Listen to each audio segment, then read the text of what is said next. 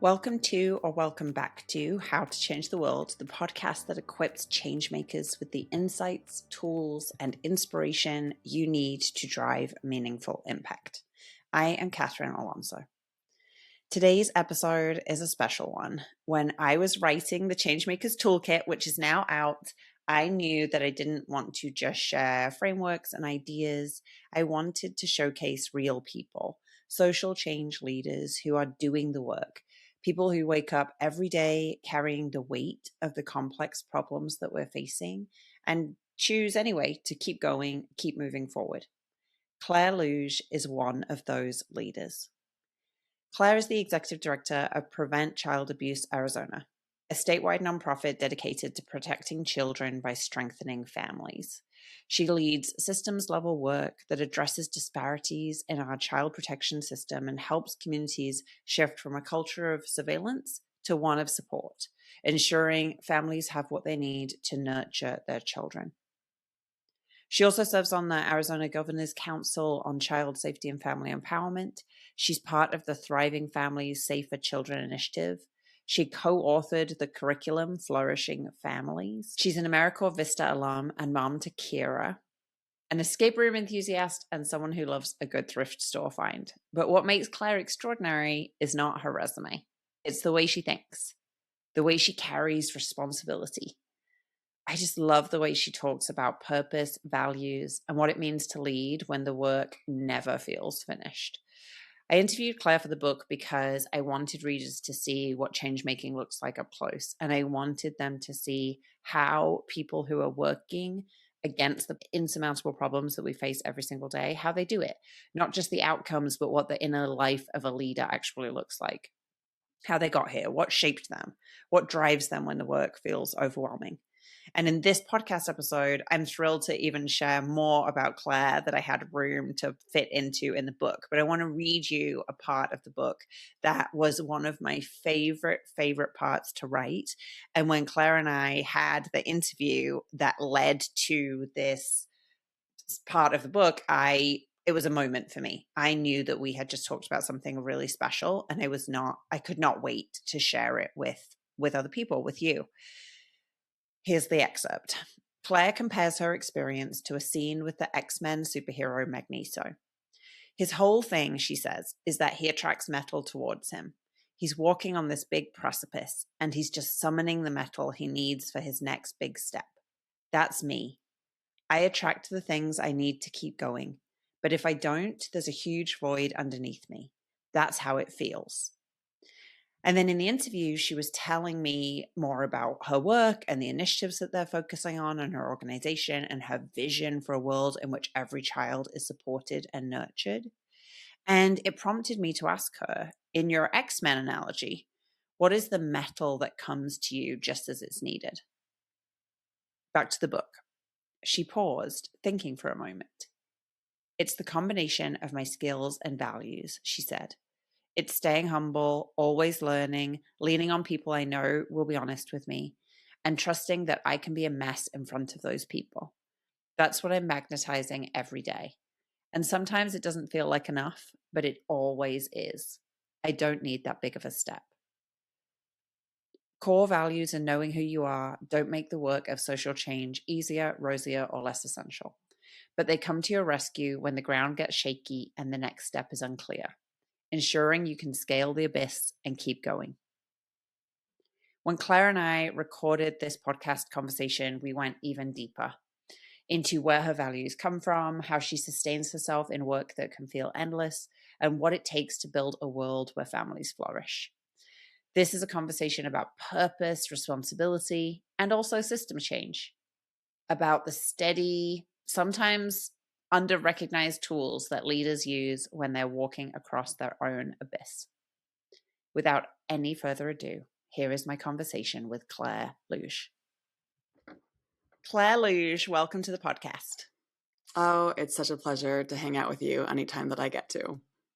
I feel the same way. I am so excited about having you on, but also just getting to hang out with you for a little bit. Lucky me. So I want to, well, I should say as framing that you have been just so kind and so gracious with me as I have been developing my book, which will, as this podcast airs, will be out in the world. And so we have gotten the opportunity in off-camera interviews to talk to each other a bunch. And so I have questions for you that really I want to kind of dive deeper into those ideas. And one of the things that you had shared with me is that you fell into social change work. And so I'm curious what that looks like. And now when you look back on your journey with hindsight, were there clues from your childhood and growing up that indicated that you were maybe always going to be on this path? Huh. Gosh, that is a great question. I am the kind of person who did not know what she wanted to do with her life. So when I grew up, a lot of people knew who they wanted to be when they were older, or we were guided to pick a career path, or people were clear, and I always envied that kind of clarity. But I was never the kind of person who knew, I was going to do this or that. Growing up, what was clear to me is that I had privilege. It was not maybe termed that way, but that I was born with a lot of things that people don't have. I had a stable childhood. I had a home. We were always financially stable growing up, and it was always infused in me that there was a responsibility that when you needed to use that in benefit of people who didn't have. I was, again, never really guided to social change. In fact, my parents are French immigrants, and nonprofits don't really exist in France, particularly in the way that they do here, because the United States and our systems kind of make it so that we need to have nonprofits in order to fulfill the needs of our nation. And so I wasn't really guided by my parents to do anything in the nonprofit sector. But I'd say I couldn't really picture myself doing anything corporate. So I fell into it because, well, we've talked about my story before. So I actually grew up in upstate New York, the daughter of French immigrants. And I moved to Arizona actually right after college. I graduated into the recession in 2008. And really, not only did I not know what I wanted to do with my life, I also didn't know where I could possibly find a job during that time. And so I chose to do AmeriCorps because I knew I wanted to do something meaningful, something in service that would also give me some stability and experience in the workforce. So I moved to Arizona actually to do AmeriCorps. I moved to Prescott from Ithaca, New York to Prescott, Arizona. Quite a contrast there. But then after that, I did AmeriCorps and developed skills during that time. The organization that I was serving with, First Things First, offered me a job to do outreach for them. And honestly, I didn't think I was qualified to do that. But because I knew about the organization and had served with them, I got the job. And actually, the notion of doing outreach terrified me. And I know this is going all over the place already, Catherine, and you and I can go down rabbit holes, many of them, and we likely will during the course of this conversation. But actually, the job of outreach terrified me because I grew up with a stutter. I don't know if we talked about this, but I had a stutter when I was younger, and I was particularly afraid of public speaking, which is so funny. It wasn't funny then, but it's funny now because that is now one of my favorite things to do.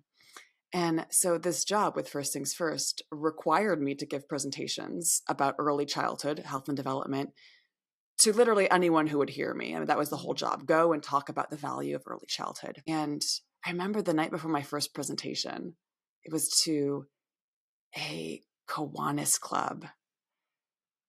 And I didn't sleep. What if I stutter? Was the primary message swirling through my mind that night. And so I got up on stage to present to this Kiwanis club the next day. And, I did stutter a few times. And it didn't matter. It did not matter. And I realized that people were listening to me anyways. And actually, the more that I presented, the more that I did that, the less I stuttered, not only when public speaking, but actually in life. So actually that job, facing it, led me to basically entirely get over my stutter. I sometimes stutter, particularly when I'm very stressed or very tired, but no one knows that I stutter anymore.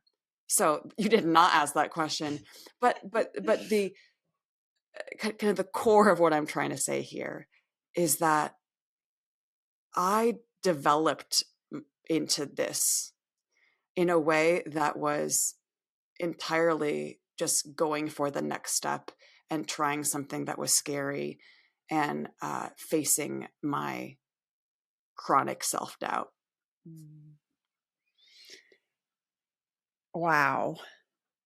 Thank you for sharing that.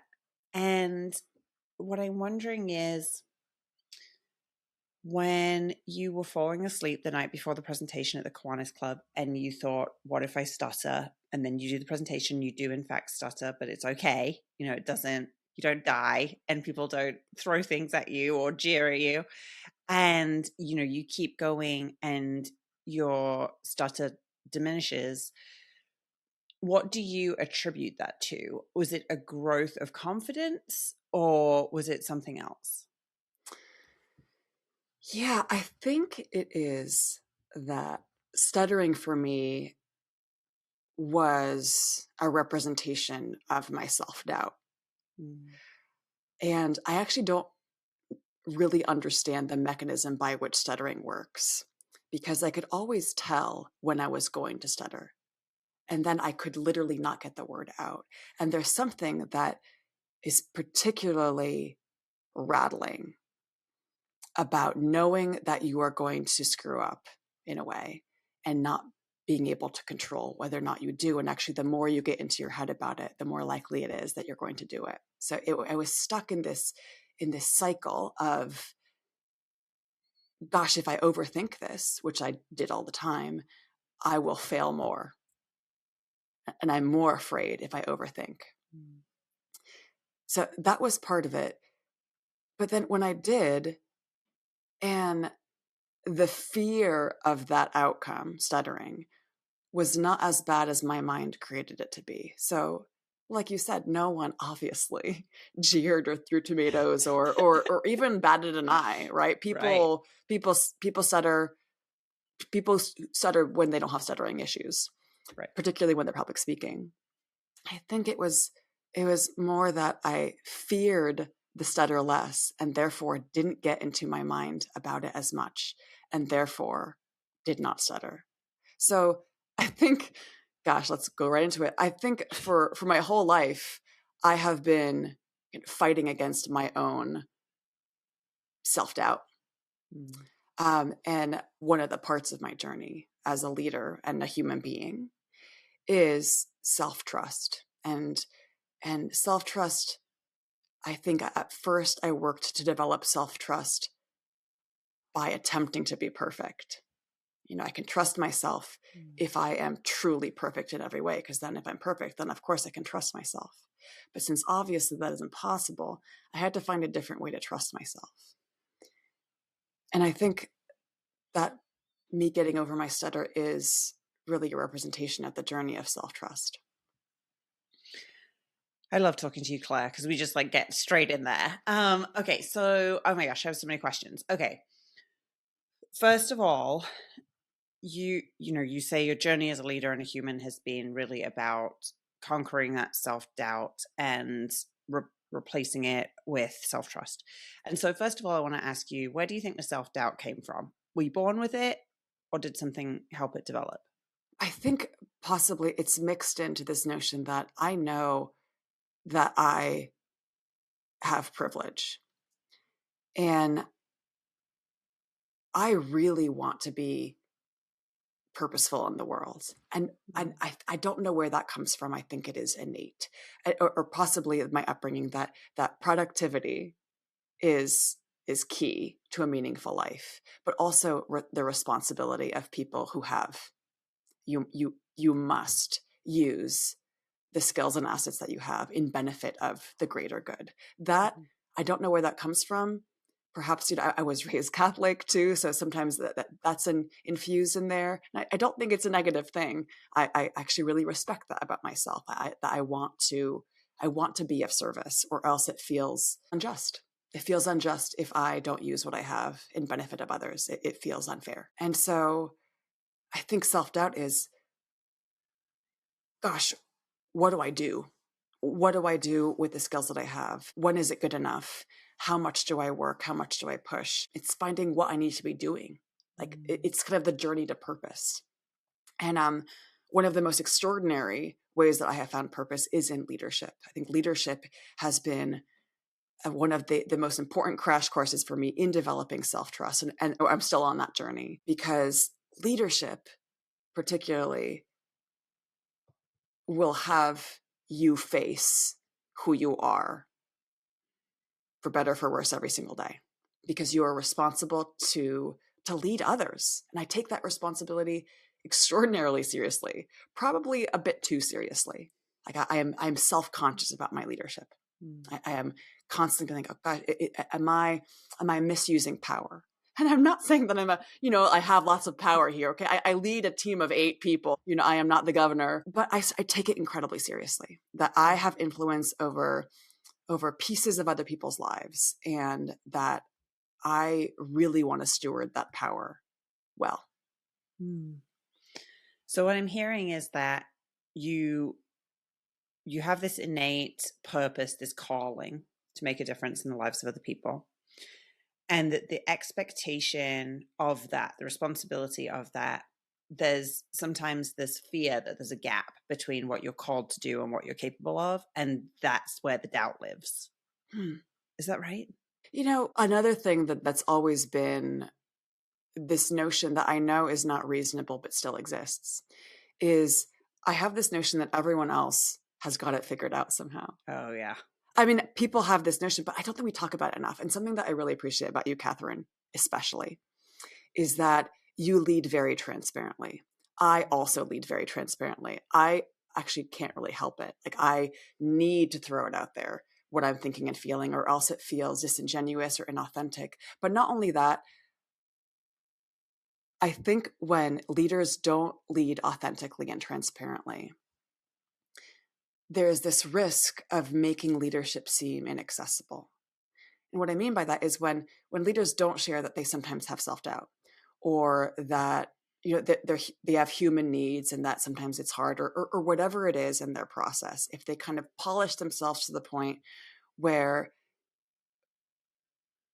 leadership becomes such a compartment of their life that it becomes sterile, it becomes something that people can't aspire to become. And I am almost desperate to make leadership more accessible, because I believe that we need more authentic and human leaders. Yeah. And I am constantly sharing about things like my self-doubt or my process in making decisions, or whatever it is, because I want people to see the process of leadership, because I don't want them to ever think that they cannot lead. That was a different tangent too, but that's important. And yeah. Again, one of the things I appreciate about you, Catherine, is that you really do put it all out there in a way that is really accessible, but doesn't require people to take care of you. You're not you're not fishing for compliments, and you're like, listen, this is hard. This journey it was doubt. It's hard to listen to my own voice on my recording of my book. I love that you point that out, because it makes leadership and achievement and success human. Well, I appreciate that. Thank you. And I feel the same way you do, where it doesn't feel optional. It feels essential, because otherwise it's dishonest. And there's so much, oh my gosh, there's so much joy and privilege and fun in leadership, but there's also a lot of risk and failure and scariness. And yeah, I think that the more people that recognize not only that they can be leaders, but that in fact they already are leaders, the better off we will be. I completely agree with you on that. And what I love about what you shared, Claire, is that, okay, so you told us you feel this responsibility in social change and leadership. And at first you were like, okay, the way I'm going to overcome self-doubt is to be perfect. If I'm just perfect all the time, then I won't have self-doubt. And, probably really quickly discovered that that's an impossible standard. And so then went into, all right, well, perfection is not going to work. So instead I'm going to have to go with transparency, and kind of Wow. does that Yeah, that's land? exactly right. Yeah. You said Yeah. it succinctly, and I'm not the most succinct person. Yeah, it's another experience that led me to have this value of transparency Mm-hmm. is when I was in college, I developed an eating disorder. And eating disorders are often associated with people who are perfectionists. So perfectionism and eating disorders are very linked.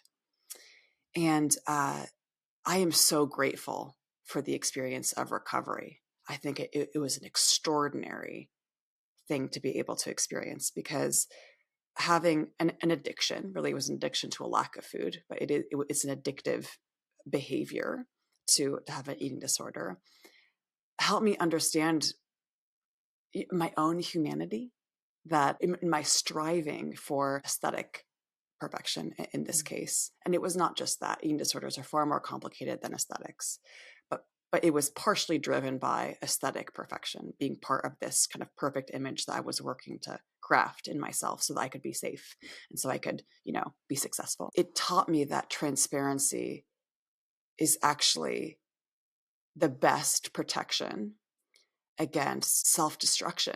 We're taking a turn here, Catherine, and but I mean, this is really where my value of transparency came from. And for people who have been in recovery, transparency is actually key, because addiction particularly is a disease of disconnection, and it's a disease of lying. Like, the addict will lie to themselves, lie to others about what they're doing. And the antidote is transparency, full transparency about who you are.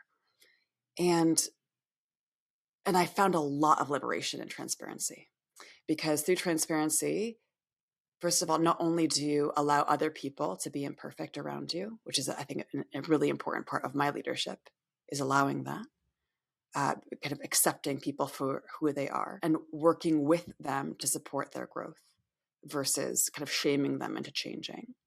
Very, very important distinction for me. Transparency is also a way that I keep myself accountable. Say more. So lying has been very dangerous to me. Like, the disease of anorexia that I suffered is a disease of lying to yourself and others. And lying was very dangerous to me physically. Anorexia itself is the most deadly mental health disorder. And so I could have gone down a very different path. And I think there's a difference between transparency and oversharing. Transparency is naming what you are feeling and thinking in a way that doesn't try to obfuscate it with some other mask or sheen that makes you seem like you are perfect or above human imperfection. So transparency is a big value of mine, and it was learned. And it was an adaptation, but it's also been a gift, because I want to make human authenticity really accessible. You're blowing my mind, because I'm following the journey of everything that you're sharing. And we started with, self-doubt, lying, that seeking control and perfection. And that the journey out of that was, I think, quite counterintuitively, transparency of experience, transparency with yourself, transparency with others, transparency for others. And that has been your path to not only self-love and self-trust, I think was the word that you used, trusting yourself, but also to then be able to, because you trust yourself, provide not only support for others, but leadership for others. And that, of course, translates into the impact that you have in the community. And what's so interesting to me about that, Claire, is that counterintuitiveness, because I think when we are hindered by our own stuff, our own self-doubt, our own fear of failure, it is incredibly natural to want to retreat further into the shadows. And the scariest thing that you can do is to share.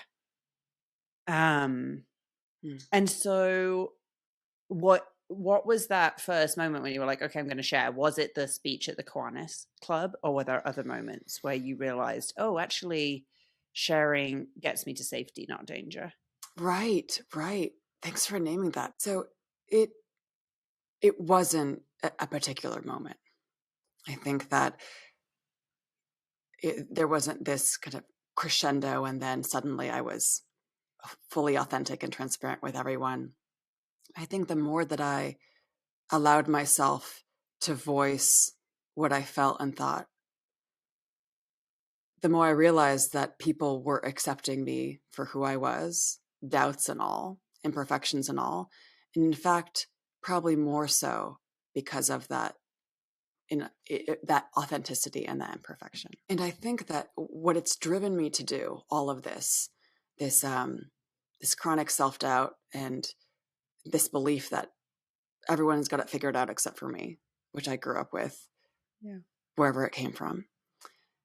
This notion that, you need to be perfect in order to succeed, which is, again, not uncommon in terms of a belief, but I still held.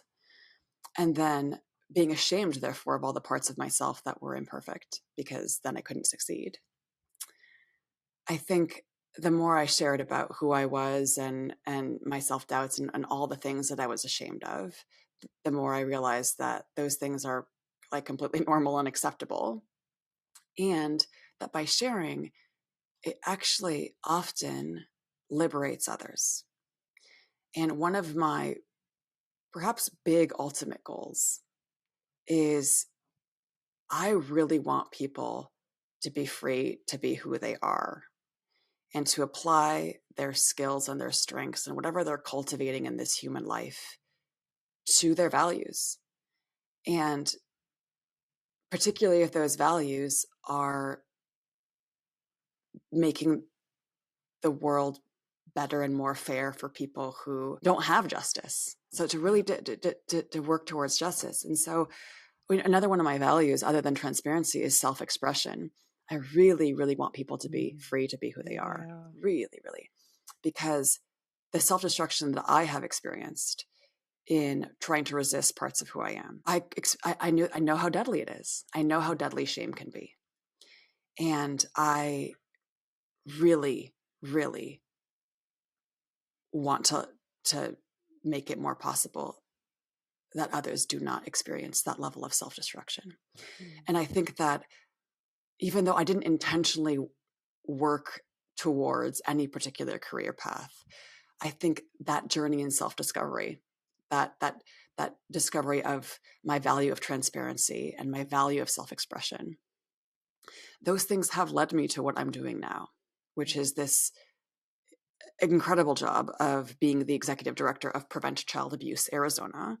And we are a statewide nonprofit organization. And what we're working to do is lofty and ambitious, and I would have it no other way, which is we want to make Arizona a better place to have a family and to be a child. We want Arizona to be a great place for children.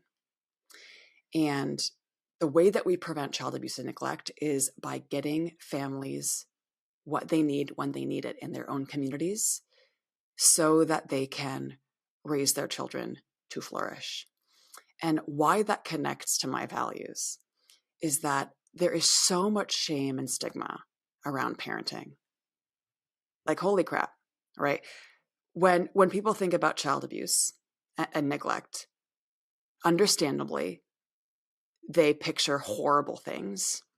And the biggest misconception about child abuse and neglect is that it's a bad parent problem, as if there is this subsect of people who are just bad, evil parents, right? And the media actually sensationalizes and really uplifts the worst possible stories of child abuse and neglect. So it's understandable that people, when they think of the notion of child abuse and neglect, and everyone usually has an experience, either personally or with someone that they love who has experienced child abuse and neglect. So this is a very heavy and scratchy topic. Okay. But unfortunately, people will point to, gosh, it's the parents and it's bad parents. That's the root cause. That is not the root cause of child abuse and neglect. The root cause of child abuse and neglect is unsupported people, because the conditions that they're in are only giving them bad choices. And then we blame them for making a bad choice. So we are trying to change the conditions in Arizona into ones in which parents have the ability to develop resilience and coping skills to the stress of being a human, but also the stress of being a parent, because it is stressful, even in the best of times. The ability to develop a sense of community, because community is the best antidote and the best prevention of child abuse and neglect, is having people to lean on. Is the ability for parents to get parenting skills, because parenting, it's partially intuitive, but largely let's figure it out based on the circumstances that we're in and this unique child. And parents deserve guidance for this most important job to our collective society. And they also need concrete support when they need it, because it is rough out there for a lot of people economically. And children themselves need the ability to form healthy relationships too and build those skills. So we're working to do all of that systemically in Arizona. And it's amazing. I'm so grateful that I get to do something that is huge and creative and iterative and collaborative, because ultimately what we're working to do is, I want people, parents, children especially, to be who they are and to offer their strengths to the world. I think that's the meaning of life. People are who they are, and there's beauty and strength in every person. And we need to cultivate all of that for our collective well-being. And I desperately want everyone to be able to develop those gifts for themselves, because to be able to apply your skills and talents and gifts in service of your values is the most wonderful thing that I have ever done. And I want that for everyone. I want that for everyone too. And I want to ask you how we do more of that. But first, let's take a quick ad break, and then we are going to jump straight into that.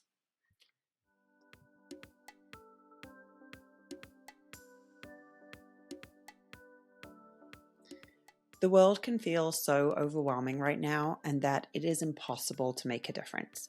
I wrote the Changemaker's Toolkit for anyone who wants to build a kinder, more equitable world, but isn't sure where to start or how to keep going.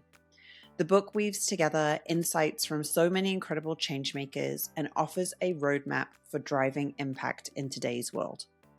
The Changemaker's Toolkit is out now, and you can buy it anywhere books are sold. Let's keep building the world as we believe it can be.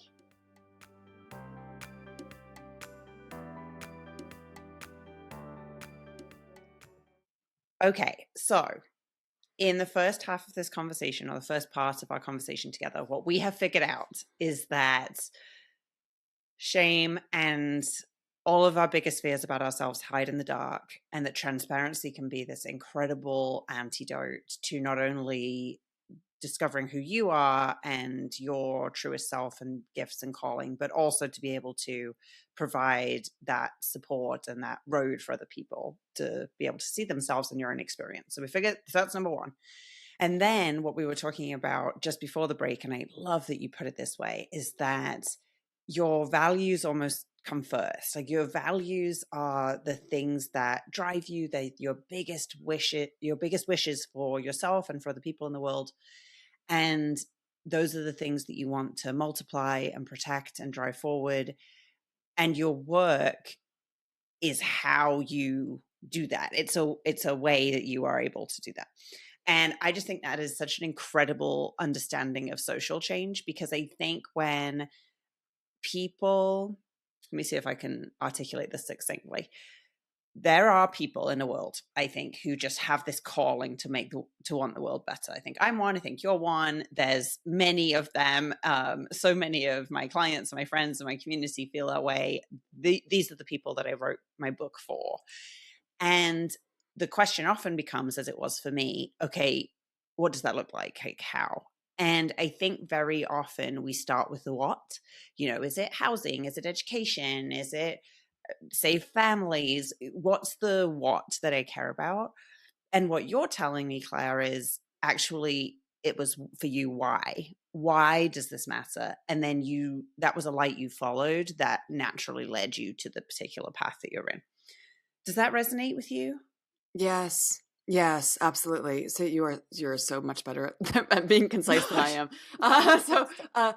Yes, yes, yes. Well, and it wasn't particularly conscious. I wasn't Right. marching out there at 22 and be like, I'm going to find my values first, and then I'm going to find what I do with that. Right. But I also think it's a huge privilege to be able to find my values and to be able to apply them. Yeah. I was wanting to really echo what you said.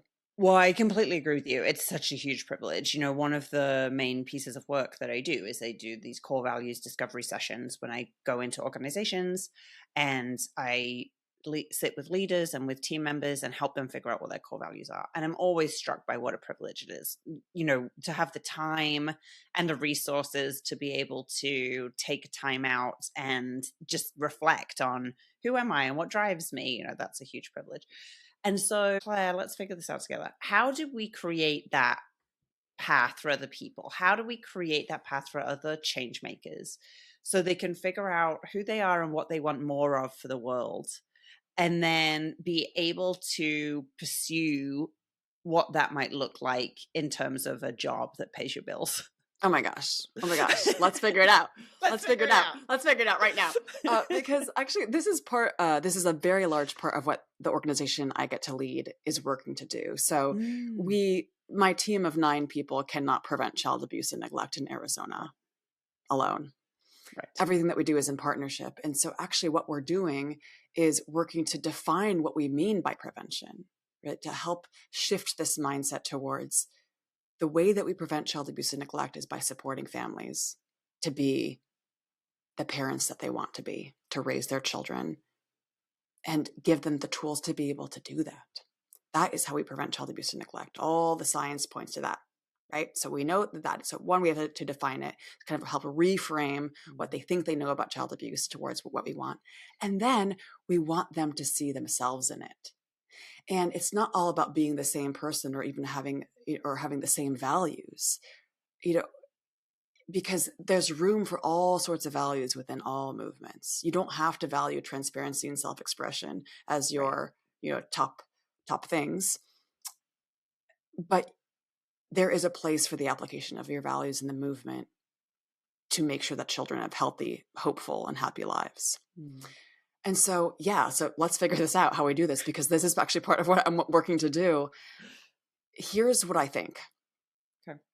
Probably not the complete answer, but I am obsessed with finding the strengths in people. I think people are so fascinating, and particularly when they are transparent about who they are, especially the things that they're insecure about, you really find the beauty and strength within them. So I really encourage transparency, but also I love discovering people's strengths and then pointing it out constantly to them.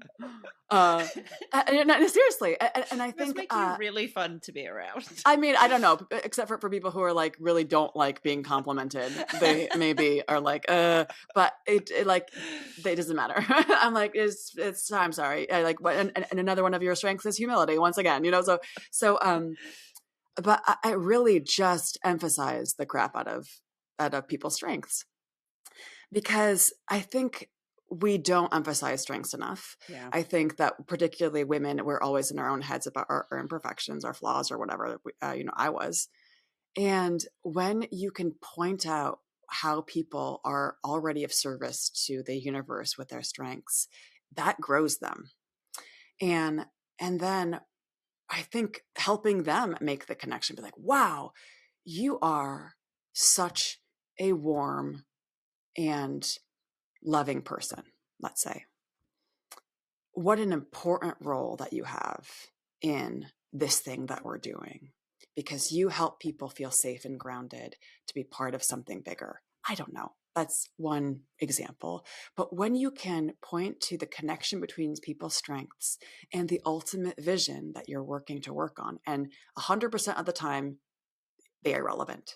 100% of the time, the strengths that you find are relevant to what you're working to do, particularly if you have a big vision, because big visions take many people with many different values that they're working to wield their strengths on behalf of. So I think a very important part is pointing out people's strengths and telling them how they fit in the thing. Because sometimes, actually quite often, I have found that people need that connection to be made for them, in that they actually need permission to use who they are for something bigger. That people also have self-doubt about their ability to do anything, particularly in this world where we're bombarded with all the bad news every day. And the problems are always, always bigger than us, and will always, always take more than us. Right. But so I think it starts with pointing out strengths and helping people. I love that. I love that. I think that it's incredibly important. And when something is a strength to the point that it's a superpower, what I've observed in other people is because when something's a superpower, there's an ease to it for the person. That doesn't necessarily mean it's easy, and it doesn't necessarily mean they haven't worked on it or honed on it, but there is a base level of sort of talent around this thing, no matter what it is, that it exists within them, and then they can develop it. And so when that is the case, you just assume it is the same for other people. You assume that other people have this same ease around that thing, no matter what the strength might be. And I think it is actually one of the kindest, best things you can do for somebody in your sphere, to point out, you're really good at that. It really impresses me that you do that thing. So I love that. And I think it's such a tangible part of the framework. And as you were talking, I was getting excited, and I was thinking, oh, I think we're coming up with like a 3-step plan to how you support people in your sphere to become a social change maker. And that is one of them, point out strengths, emphasize strengths. I think I would add to the list that figure out your core values, help people figure out their core values. And that's actually it's a very similar process. When you notice something about somebody, say to them, oh, it's so interesting to me that you did that. I don't think I would have done that. And someone said to me yesterday, they had read the book, and they were saying that a choice that I made in the opening pages, they said, that is so bold. That was so brave that you did that. And someone else was like, I agree. I was really impressed by that. And I did not know what they were referring to. And I was like, what was it that I did that was brave? And, that could have, and it did kind of like freak me out. Like, oh, did I do a strange thing? Did I do a thing that's going to blow up in my face? And then when they said what it was, I was like, it gave me this moment of like, okay, so actually it didn't take courage for me to do that. I just did it. And why is that? And it's because of my values. It's because the thing I value, the words I wrote on that page is a reflection of the thing I value the most. And so it wasn't hard. So I think we emphasize people's strengths. We help them figure out their values. And then here would be the third thing I'd add to the list. And I'm curious what you think of this is, man, if I could change a thing, I'm not sure it'd be one thing, but a thing about how we operate in our culture, it would be to remove the question from our lexicon, what do you want to do or what do you want to be?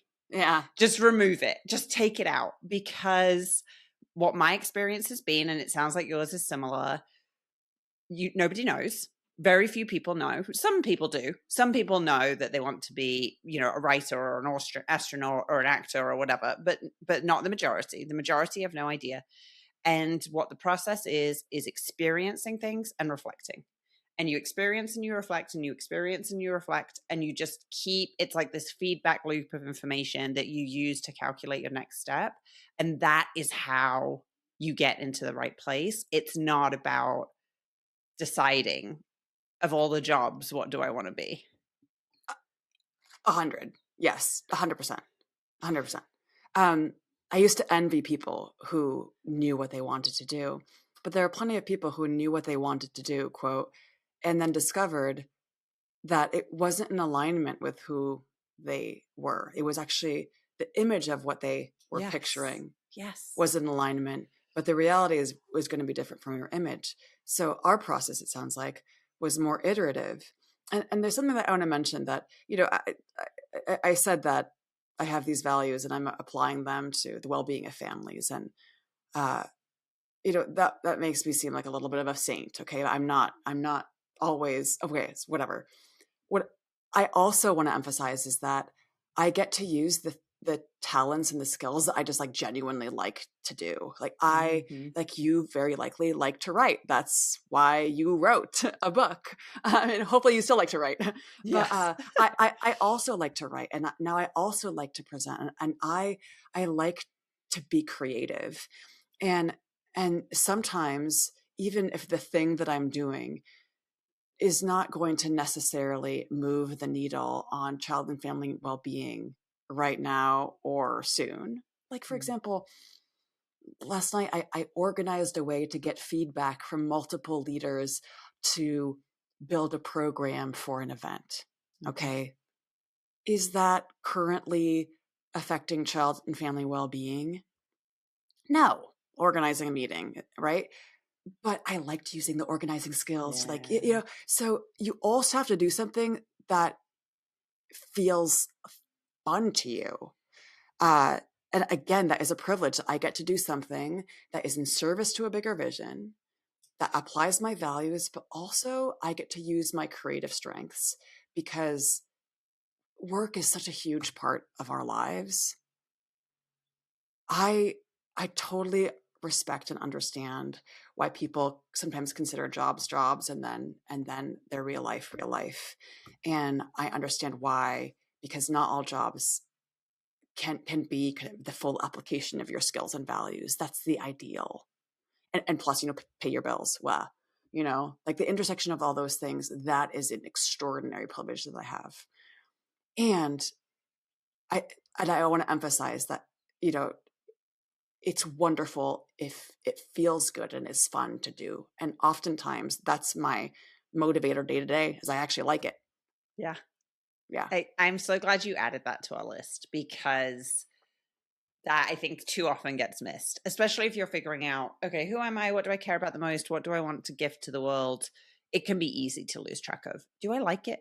Is it fun to me? So I'm glad that you added that. Oh, yeah.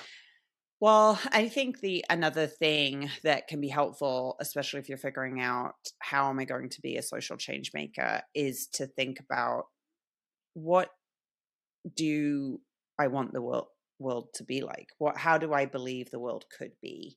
And so what I want to ask you, Claire, is when you imagine a world where families truly have everything they need to nurture their children, to build strong families, to be content on a day-to-day basis when they have that support, what does that world look like? And how would it be different than what we're experiencing today? This is the question. This is actually the question I ask a lot of people, because it's hard to answer. Yeah. So I'm going to answer partially, because we could be here for the next several days continuing to talk about it, because this is the whole thing. So one, I think we need to not only respect but honor parenting, like the act of parenting, the act of raising children. Because as soon as I got pregnant and people knew, that's when the advice starts, and it's totally conflicting advice. And people have a lot of judgment about parenting and parents. It's based on their own standards, based on their own experiences, but the shame and the guilt and the judgment that we have of parenting, and this expectation of, honestly, perfection, right? We do have this perfect image of what parenting is supposed to be. And it is not possible. Perfection is not possible, but the message is all the things that parents are supposed to do. It's not possible to do it all. It's not possible. And so we actually need to make parenting possible. And that starts with a shared understanding that it's really hard and that people are going to need to figure it out with the support of many, many other people. Many, many other people, right?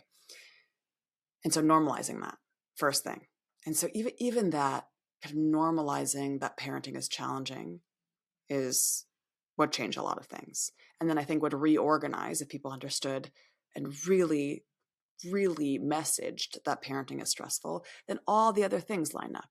And then like, such as if parenting is known as stressful and that we need to support parents in order to raise healthy, happy, hopeful children, well, then what do we need?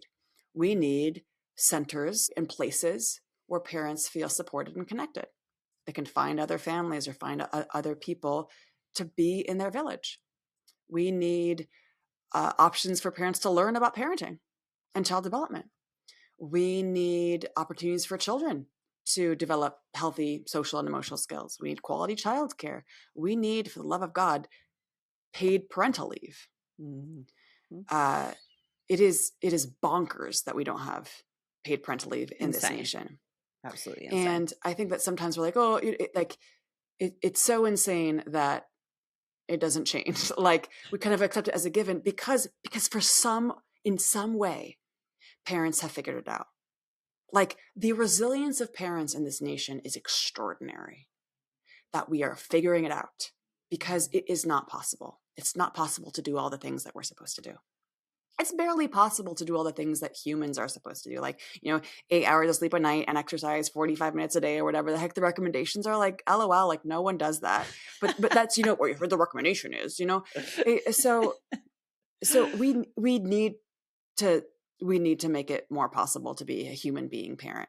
Yeah. And that starts with really a culture of support rather than a culture of surveillance, waiting for you to screw up and then penalizing you for that. Yeah. And that is the unfortunate frame that too many of us have. I think that's a really beautiful vision. And I know that simply through our conversations and my awareness of your work, I have been way more conscious about the way that I can be supportive versus judgmental. I don't show up with the intention to be judgmental, but I think we can all be guilty of the unsolicited advice. And I don't even necessarily mean specifically to parenting, but just to how other people live their lives. So Claire, I could speak to you. We could just keep going and we could just talk through the entire weekend. And so I'm going to wrap us up with our speed round of questions. Okay. So first of all, to start us off, what is a great book that has inspired your change making? Yes, Drive by Dan Pink. I read it before becoming an executive director, and it talks about 3 things that people need to be happy at work. And it really has stuck with me. And those things are mastery, so the ability to learn and grow, purpose, so being part of something bigger, and autonomy, trusting them. And in order to be trustworthy, you first need to give trust. Revolutionary for me. And that is a frame that I still have. I love that. And who is one change maker who inspires you? One of my best childhood friends, Emma. She is a teacher in Detroit. So she doesn't have a leadership title. She teaches elementary school in Detroit. And this woman has always done what's right, no matter the consequences to herself. And she constantly serves as this reminder for me to be more courageous. Claire, what is a daily habit that keeps you grounded? Oh gosh, I could not commit to journaling practice, but what I could commit to is something that my colleague gave me several years ago, which is a 1 line a day journal. So I write religiously 1 line a day about the day that I just had in the evening. And I'm 4 years into this 5-year book, and it's tattered, but it's so wonderful to see who I was a year ago and my process then. And it's a way to keep myself conscious in my life. I love that. Claire, if you had to describe change making in 1 word, what would it be? Meaning. Ooh, Like meaning. good one. Meaning. I love that. Claire, how can listeners best connect with you and support your work? Oh gosh. Well, first of all, connect with me on LinkedIn. So my name is Claire Louge, Louge. There's only one Claire Louge on LinkedIn. I'm too much on LinkedIn. It's the first social media platform I open on my phone. Whatever, I like it. Okay, so connect with me on LinkedIn because I'm always blah blah blahing there. And well, then you can find kind of the rest of what I do on LinkedIn. So connect with me on LinkedIn. I'd love to connect. Wonderful. Claire, thank you so much for this incredible conversation, for your vulnerability, being such an open book, for trusting me with your story, but also just for the change that you're creating in the world for Arizona families and for the people that have the absolute honor of working with you and circling in your orbit. I am so incredibly grateful for you. Gosh, Catherine, thank you for inviting me on to your podcast. This is definitely not where I thought the conversation was necessarily going to go, but there's something that, again, I so much appreciate about you is that you create the space for authenticity because you are authentic. And my transparency, kind of like when people are like, wow, you're so brave and bold, is something that I do really naturally. It doesn't feel risky anymore. And it's especially safe with you. So thank you. Thank you. What an incredible conversation. I am so incredibly grateful for Claire, the person she is, the social change leader she is, the friend that she is, that she is so generous with her time and insights. As I've been writing my book, every time I've asked her, can I interview you about this? Can you read this for me? Can you come on the podcast? She doesn't hesitate. She just says, yes, yes, yes, yes. And I think you could see that generosity of spirit and that pull she has to give to other people in the interest of furthering the work in our conversation. I hope that you took something really special away from this. My hope in inviting Claire on the podcast was to give a look behind the curtain of the social change leaders featured in the book, to show what goes into it all. Where did they get their drive to lead change, and how do they do it? How do they do it when the work never ends? What is it that they bring to their own social change leadership to not only make it effective, but as Claire said, to make it fun? And I hope that we did that. If you enjoyed this conversation, I would love it if you would rate and review on Apple Podcasts or any other platform that allows you to review. And if you would share it with a friend. 2 asks: rate and review and share it with a friend who you think might enjoy this conversation. I'm just desperate for Claire's wisdom, for her incredible special leadership, and for the really powerful work that she does to get out there into the world. And if you would help me share it, I would be endlessly grateful. Thank you so much. And until next time, when I cannot wait to share another story of change with you, I hope you have a great one.